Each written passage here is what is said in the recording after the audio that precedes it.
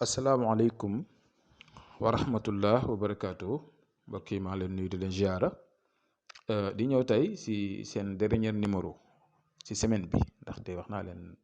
tey mooy juróom-ñaareelu secret yi mu leen doon jox si wàllu diggante yi tey nag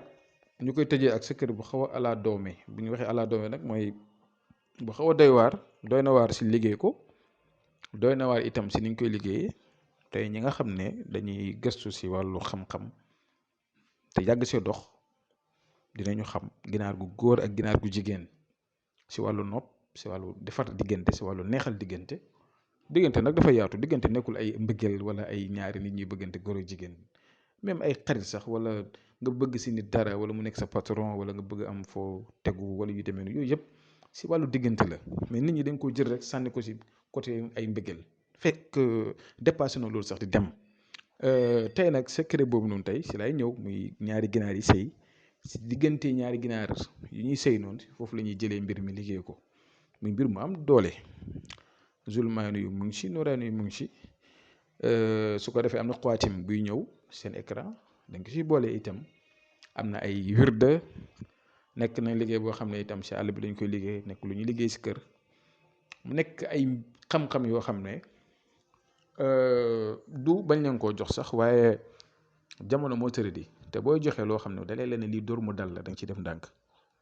ndaxte xamoo ñu koy jëfandikoo ñu koy def am na ñu si doy waar ñoo xam ne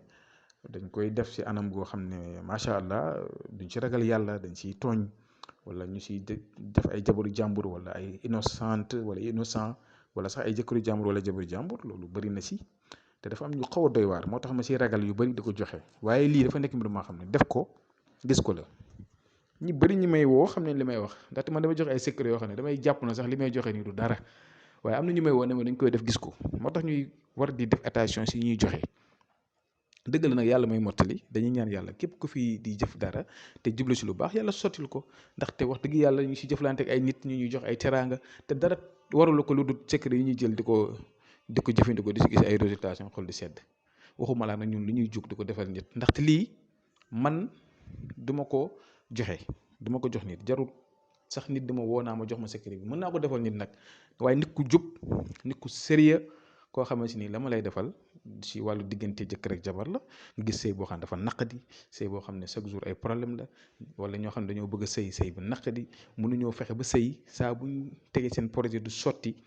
genre situation yooyu lépp lu si nit def loolu jàmm yàlla la loolu man pare naa pour dimbalante seeg nit mais du ma jug di def si ay mbir yoo xamante ni tey jii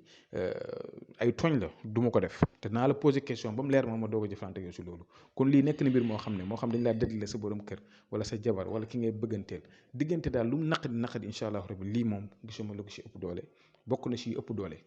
te képp koo xam ne itoo na ko itam bu ñu déggantee naa la wax sart yi ndax dafa am ay sart man ñaareel yu si gën a bëri su may jëflante ak ñoom xam ne discours bi may wax ak ñoom waaye bii nag da see xaw a doy waar tuuti kon képp ku ko soxla mun nañoo yónnee message wala mu wooñu bu ko defee dina xool luñ ci mën ñu def ko si kon ñu ngi yem fii bu subaa jàmm incha allah asalaamaaleykum wa rahmatullah